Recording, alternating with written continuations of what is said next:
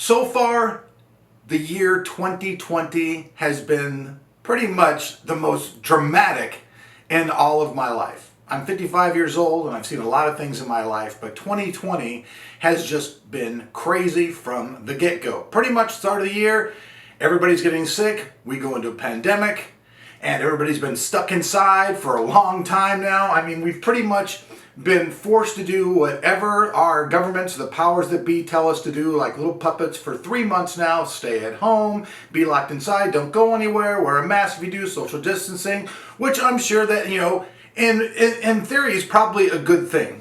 Probably being a little bit separated from people and everything while this epidemic is going on is probably a good thing. But during that time, a lot of crazy stuff has been going on. And the latest thing with George Floyd is just unbelievable. So right now, I just want to have just a moment of silence so that the prayers can go out from all of you around the world who are watching this video for his family and his friends. So let's just do that real quick and start this video out with a silent prayer for George Floyd.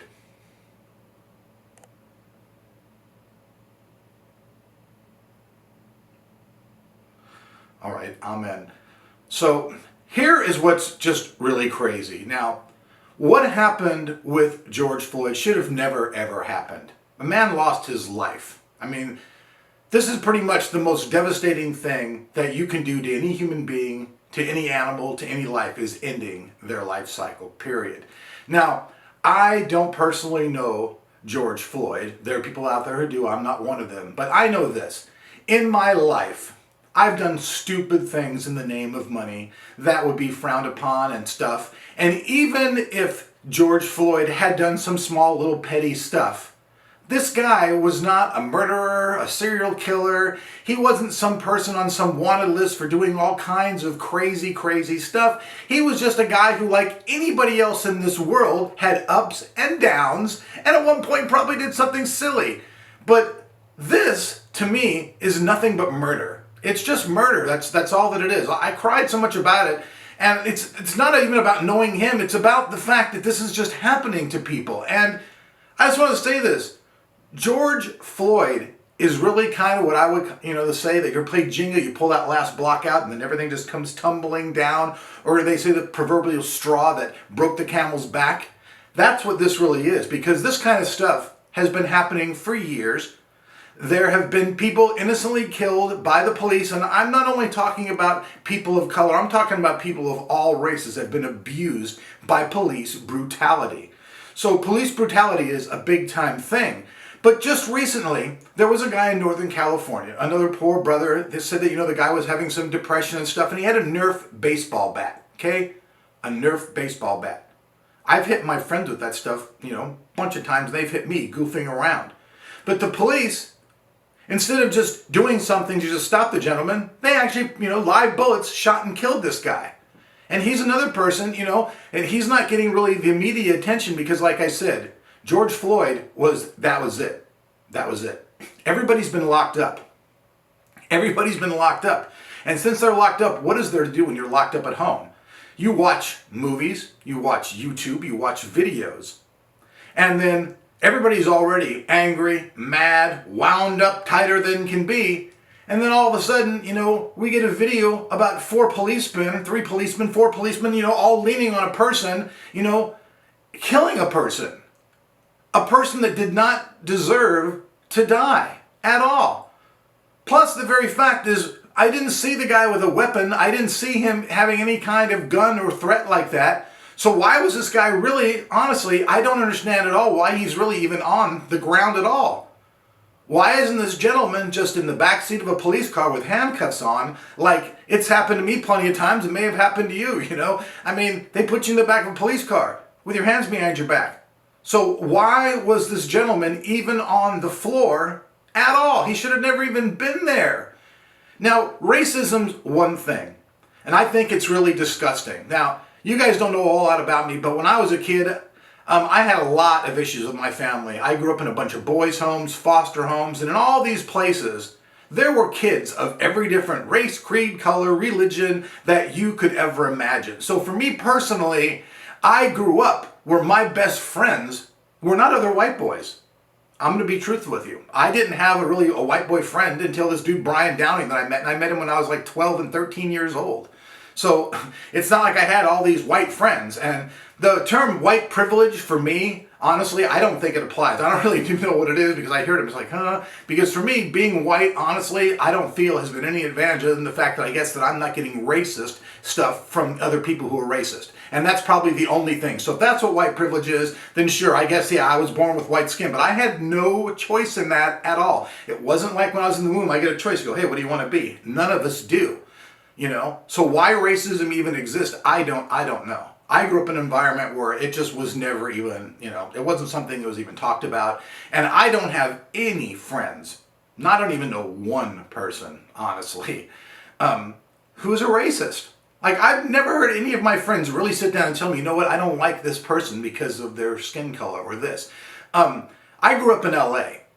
Even after when I grew in those foster homes, I've lived in LA most of my life. I've lived other places all around the world at different times, but I'm mainly an LA city boy. And in the city there, you can't really be hating on people of different race, creed, and color.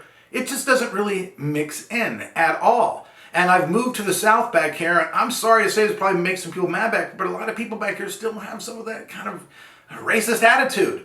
And I really don't like it. It makes me uncomfortable here because I feel like when I'm walking up to a black person or somebody of any other color, race, like I say, creed, and I'm walking up to them, I don't want their first impression of me to be that, oh, this guy might possibly be a white racist. Like, I don't want that. I don't want that stigma attached to me whatsoever. It breaks my heart because it's not something that I believe in at all. It's hard. And I watched the video that Ashton Kutcher made, and seeing him cry actually kind of hurt me too, pretty much made me cry, because I like seeing that dude cry. He's a cool dude. But the thing is, man, I'll admit, most of the time I think in the terms that all lives matter, okay? And the reason I think this is I don't want any segregation. Now, Black Lives Matter, that is a fact. But what's the crying shame, what really hurts the worst, is that why do we even have to go to this extreme and say this? How did America go so wrong that we now have to actually get up off our seats and really scream at the world and say Black Lives Matter? Their lives matter, period, because they're a human being. They're a life form on this planet, like anything else. They deserve their chance. If they're a bad person, that's because they're a bad person. It's not because of the color of their skin. That has nothing to do with it. And judging a book by its color, judging somebody just how they look, it's been proven time and time again that is stupid. Yeah, now maybe sometimes, you can't say, oh, okay, that's a bad person. I mean, if you see somebody robbing somebody with a gun or beating somebody up, you can pretty much say, hey, that's a bad person. But just walking down the street or something and seeing somebody sitting down with ragged clothes or something, and you think this person's below you because you're in a suit and tie driving a Ferrari, you know what? Fuck you. Like that these people are exactly the same as you, just that maybe their circumstances didn't lead to the spot where you did. I'm so lucky to be able to just do YouTube videos and be able to make a living and take care of my things by doing this. I'm a blessed person. But you know what? There are other people out there of every race, creed, and color around the world doing the same thing. So why? Are those people below you because they're not our same skin color or not your same skin color? I despise racism. I despise it all the way around. Black lives definitely matter. They do. And the reason that I'm going to stick with that now and I'm going to drop the all lives matter thing is because right now at this point in time, other lives aren't the lives that are being abused and taken. And this same type of event has happened so many times that if you listen to bands from the Rolling Stones all the way up to some of the modern metal bands, they're singing about this type of thing in their song happening. They're talking about an innocent person walking or doing something. Usually it's probably a poor black brother, and they're killing this person for absolutely no reason. Trivium has a song where they're saying the full protector, fired 41 shots, hitting this guy 19 times, and when they searched the body, there wasn't even a weapon, So here's another point of this video, though. Racism sucks. But police brutality is something else that needs to be brought out into the public about this, because they do this to all kinds of people. There was a guy in Fullerton a few years back. He was just a poor, white boy who had mental problems. And two police officers, a Mexican and a white cop, beat this guy to death.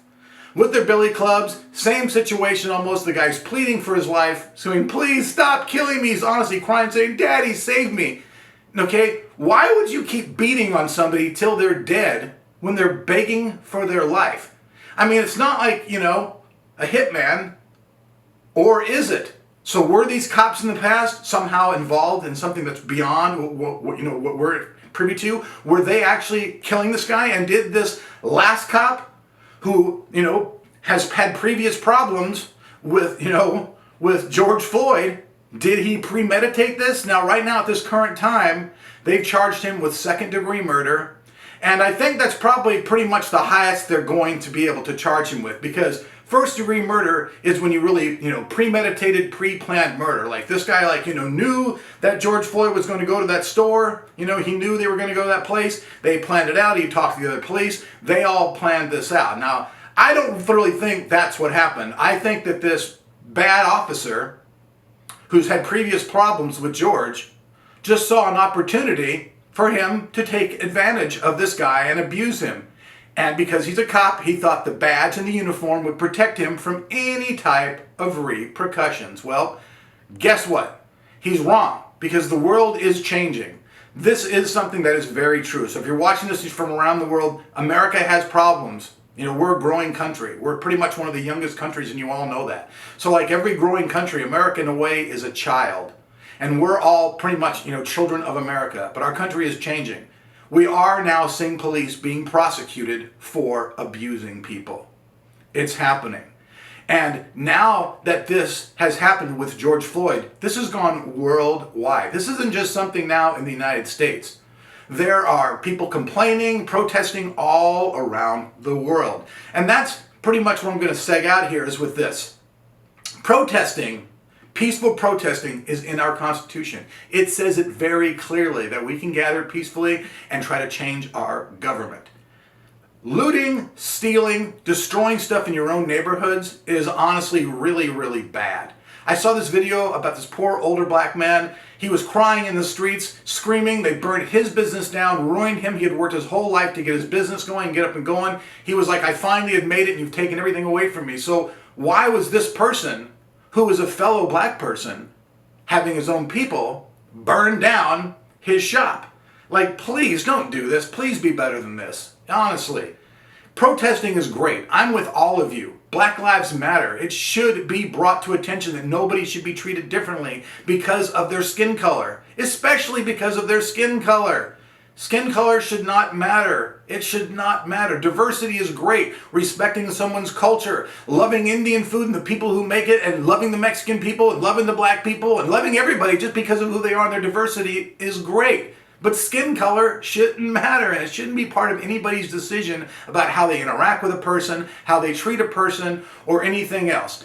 Everybody in the beginning should given an open chance. Now, should you invite just a complete stranger into your house, say, here's my bank account number and all that? No, you need to be smart. But when you just see somebody in the street, don't judge that person and think this person is below you, beneath you, or anything like that whatsoever. A few years back in New York, there was a brother in the street, and a guy walked up and they started talking, and he helped the guy. And the guy ended up being like a computer programmer and really was kicking butt and made it really big in the computer industry. This guy was just some dude in the street, man. Just another guy like me and you, was down on his luck. But somebody took the time to say, hey man, you know what? I see you. I freaking see you, man. I see you. And help that person. And now that person is doing great in society, has a family, everything else. So don't judge people by this. And if you're a police officer watching this, I know all police officers aren't bad. I have plenty of friends in this world that are police officers. My mom's best friend is Kenny Over. He used to be the police chief here in Hopkinsville, Kentucky, where I live. He's a great guy, not a racist bone in his body, very level-headed. And there are lots of police like this. And I also think that police shouldn't be taking a knee or doing anything else like that, because the whole police department isn't guilty. It isn't.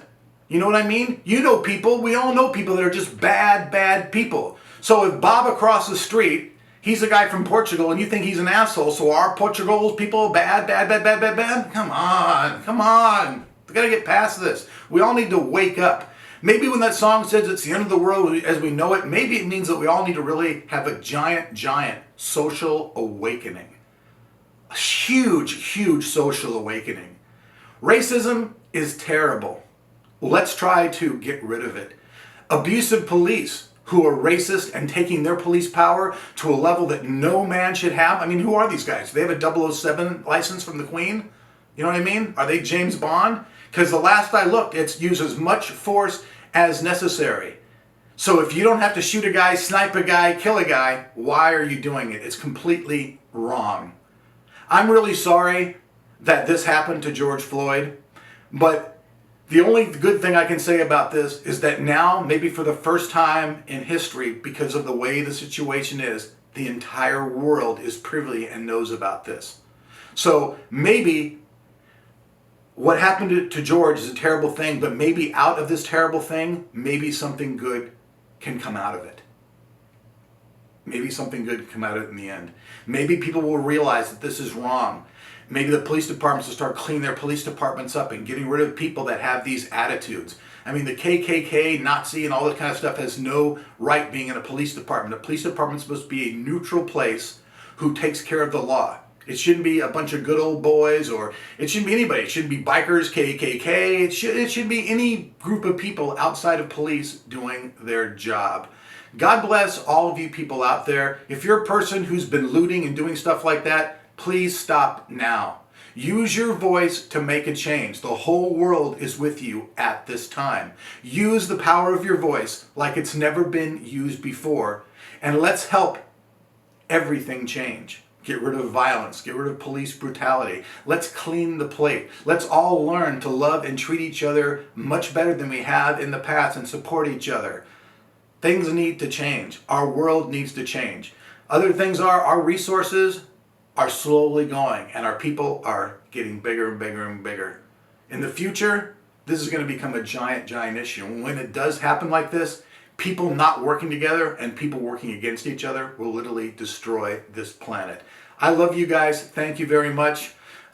George Floyd, his family and friends, I wish you the absolute best. I'm so sorry this happened to you, but I hope that this happening will change the world and that George Floyd will be remembered as the person who was the catalyst to make the change. Thank you for watching. Have a nice day.